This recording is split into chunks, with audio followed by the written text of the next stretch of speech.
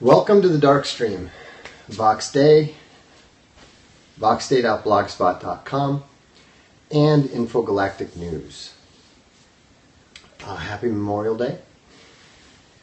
It's we don't celebrate it over here, obviously, in Europe, but always good to see that the troops are remembered and so forth. You know, I often think about my grandfather, who was a lieutenant colonel of Marines, and to whom I was particularly close.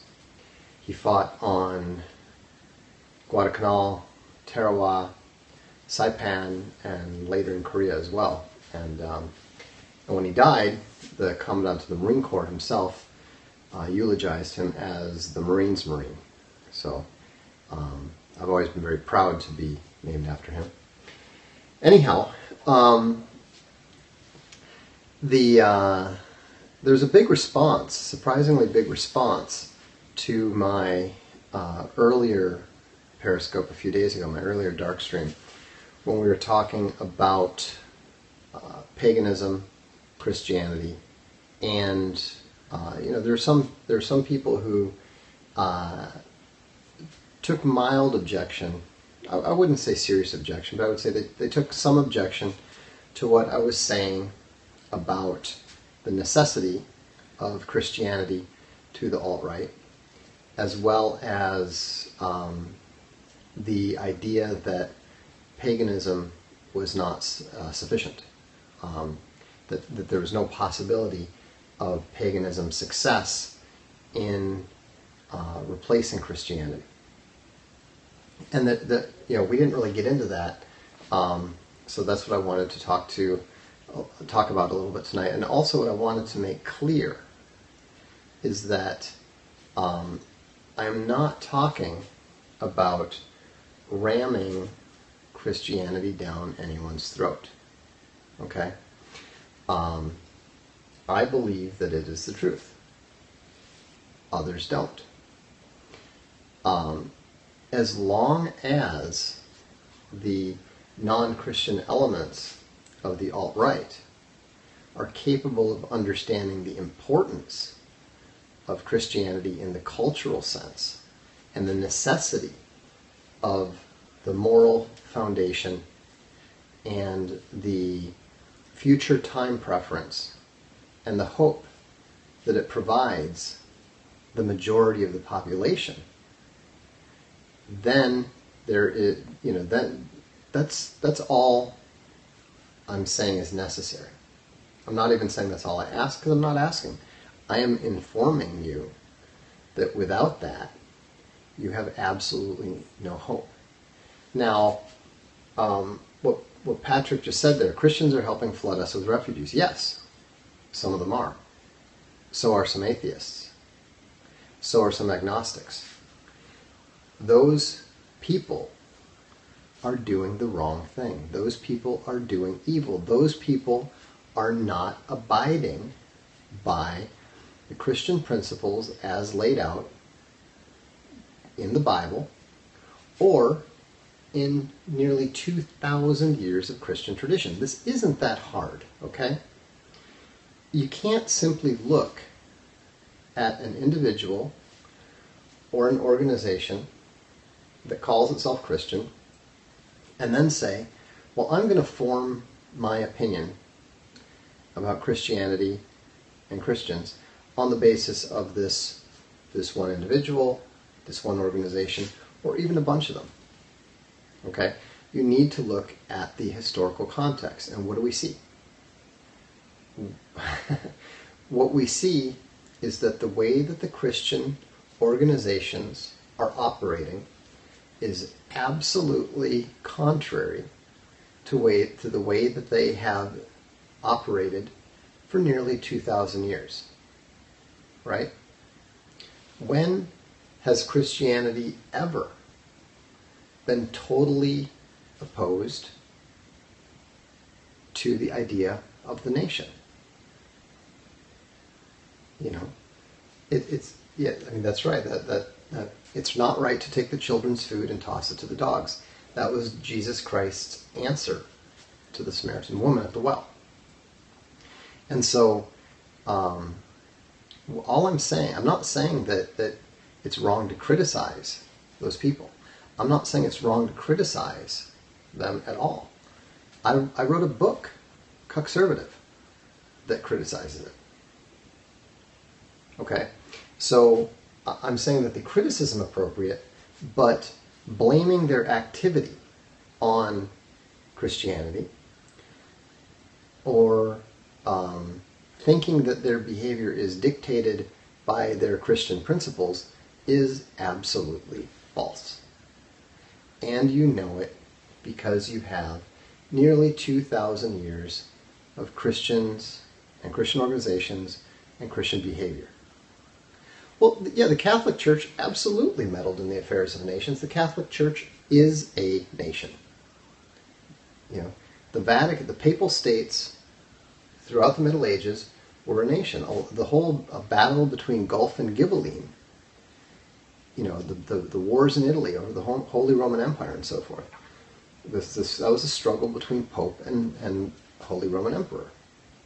And so there's a constant battle there throughout the Middle Ages. And so, you know, and so what you need to keep in mind is that a lot of these young pagans are basically atheists who have correctly determined that atheism is not enough. They have correctly turned away from nihilism. They have correctly turned away from atheism. And what they're trying to do is they're trying to fill the spiritual void with something that isn't Christianity. You know, many of, not all of them. I'm not, you know, I don't want to lump anybody in here who doesn't belong there. But it's very clear when talking to some of these pagans that they are emotionally anti-Christian. So their perspective is warped by their emotional issues, by their personal issues. And I'm not condemning that. I'm simply recognizing that. And so what I'm saying is that if you're going to, I mean, both for the Christian needs to be patient and understand that they are, that you know, they have personal issues. It's not an ideological issue. So there's no reason to view them as an opponent rather than an ideological ally. On the pagan side, it's important to understand where your issues are, what your real issues are. You know, if your issue is really with, you know, your absent father, if your issue is really with the fact that you just don't like moral strictures on who you have sex with, all that sort of thing, you know, recognize that and understand that this doesn't really have anything to do with that. I don't have any book, I mean, you know, the book that I usually recommend to people who want to understand more about Christianity is a very common one. It's C.S. Lewis, Mere Christianity. It's very simple. It's very practical, and I think that, you know, a lot of virtuous, noble pagans will eventually become Christians because historically that is what has happened. You know, it's not an overnight process. It wasn't for me. You know, just recently, one of my readers, one of the Dread Ilk, was recently baptized. You know, if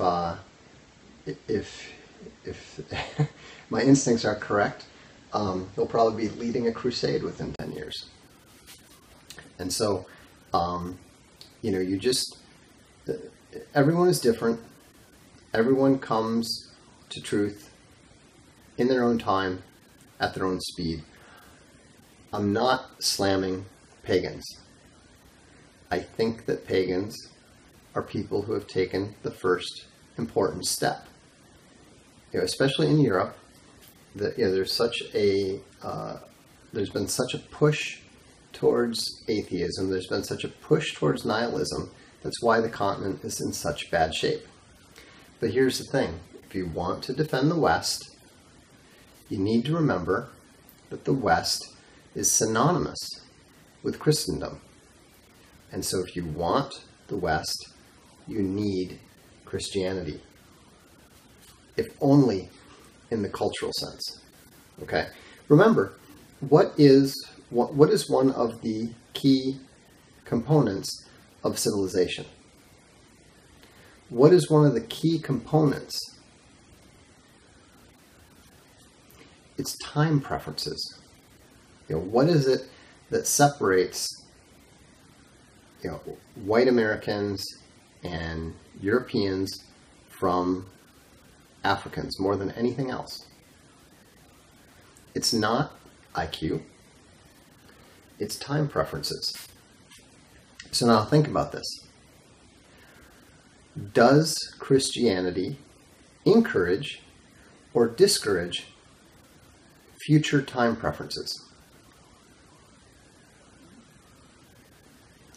If your hope is in heaven, is that going to push you towards immediate gratification or away from it? Is it going to teach you to delay your time preferences? You push them out further to the future? Or is it going to cause you to pull them in sooner? It's going to delay them. And so just that alone means that Christianity is inherently civilizational. There is a correlation between IQ and time preference, but they're actually two separate things. You can have very high IQ, very low time preference individuals, and you can have lower IQ, high time preference individuals. There's a great story by one of the guys who was studying this, and the way that he tested it was he would put these marshmallows out for these little children, and he would leave them in a room. They had cameras up, and they would put he'd leave the marshmallow with them, and he'd say, "Okay, I'm going to come back in a couple minutes. You sit here, and if you can keep yourself from eating this marshmallow, you can have 2 marshmallows." And so what happens? Now, it was kind of funny because, some of the kids, they popped it into their mouth before the researcher even managed to leave the room. Others were twitching and fidgeting all over the place, but they managed to control themselves long enough to get the second marshmallow. But the interesting one, here's the low time preference, high IQ one. One little girl actually stuck her finger inside it, hollowed out the marshmallow, and ate the insides, leaving the shell, so when the researcher came back in, it looked like she hadn't touched it. And the researcher thought that was pretty funny. He said, keep your eye on that one. You probably want to keep her out of politics or finance. But that is what low time preference, high IQ looks like. So, and it's not a good thing. So anyhow, all I'm saying here is that it's important to move beyond your emotional instincts. Christians should not dismiss pagans and view them as barbarians, and the European pagans. They should not be dismissed as being no different than the Muslims or the atheists and so forth. Okay. By the same token, pagans need to get over their knee-jerk reaction to whatever it is that is triggering them about Christianity. Okay? And so that's what I would encourage. But what I'm you know, and I have no personal problem with I probably have a lot more problem with Christian cucks and churchians and those sort of individuals than I do with, you know, the guys who want to go and you know, bring back the blood eagle in you know, the whatever, the sons of Loki or whatever. And so how to answer pagans saying Christians teach whites not to care about their position in this world. Well, I mean, that's not accurate. I mean, in but not of is the Christian teaching. And so, you know, the Christian is not supposed to just, you know, completely ignore the world and go off to live in his monastery. I mean, some are called to do that, but most of us aren't, and certainly not any of us who are actively engaged in the world, who are married, who have children, and so forth. Yeah, I mean, I realize that a lot of people like to quote Nietzsche. Trust me, I've read plenty of Nietzsche. I enjoy Nietzsche.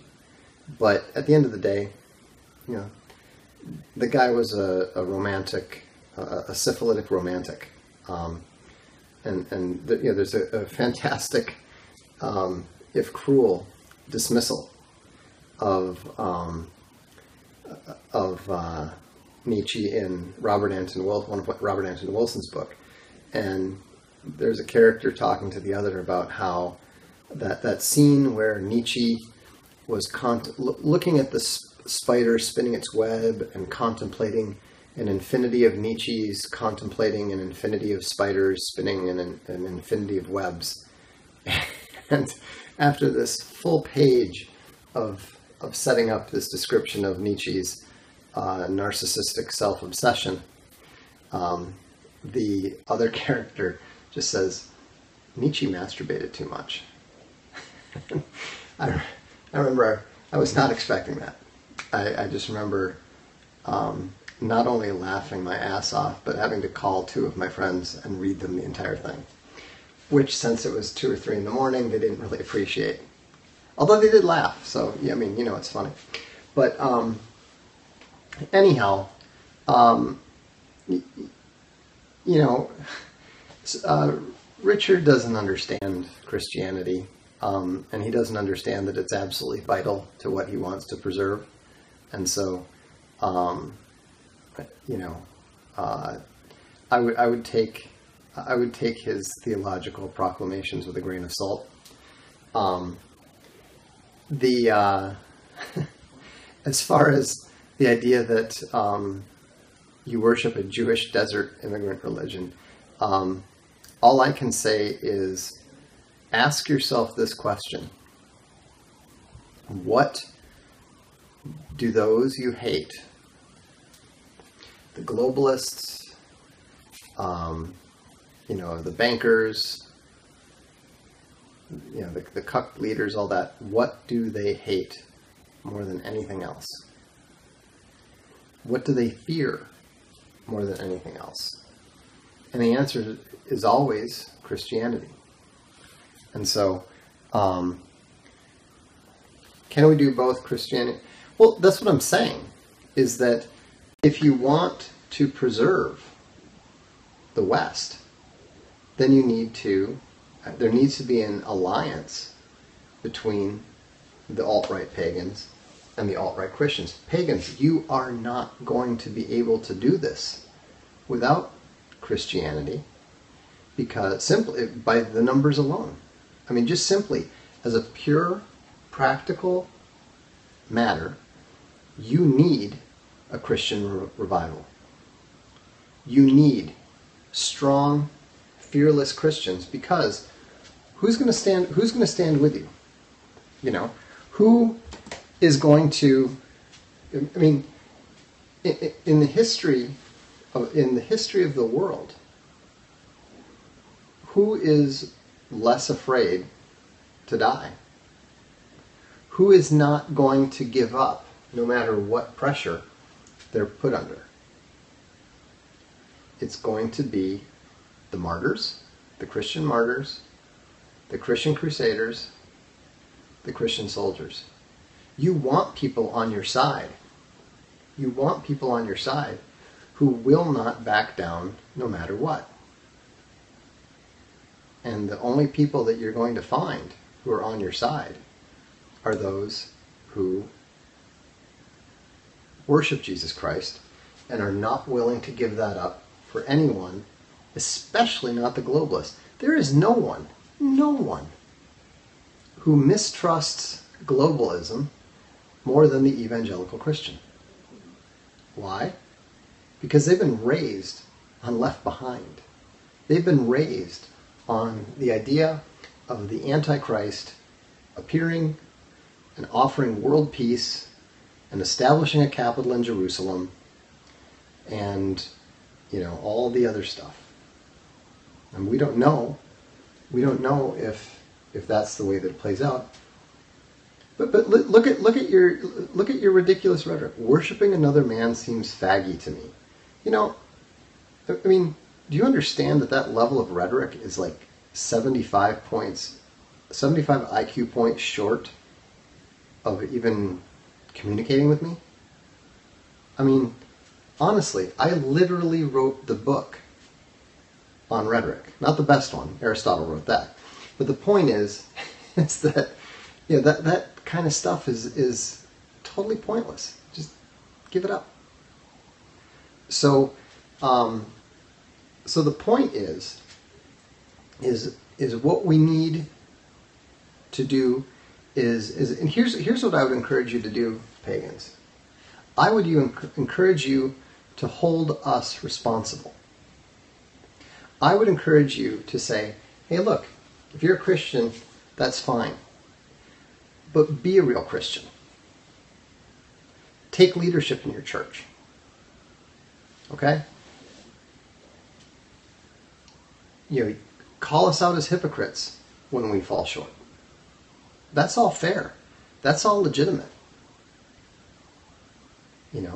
And maybe maybe that'll help you work off some of your anti-Christian aggression, or work off whatever negative emotions you have, but to do so in a positive way. And so I don't go into my personal details, so I'm not going to answer that. But it is a Christian church, and so so anyhow, if I'll be happy at some point in time if one of the pagan leaders of the alt-right wants to debate this at some point in time. But what Boom just said is right. We need to uncuck the churches. We need to do what Jesus did, go into the temples and boot the money lenders out of there. Okay? And so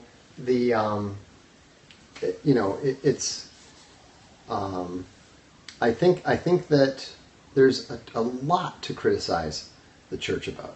There's a lot to criticize Western Christians about. And I welcome that criticism.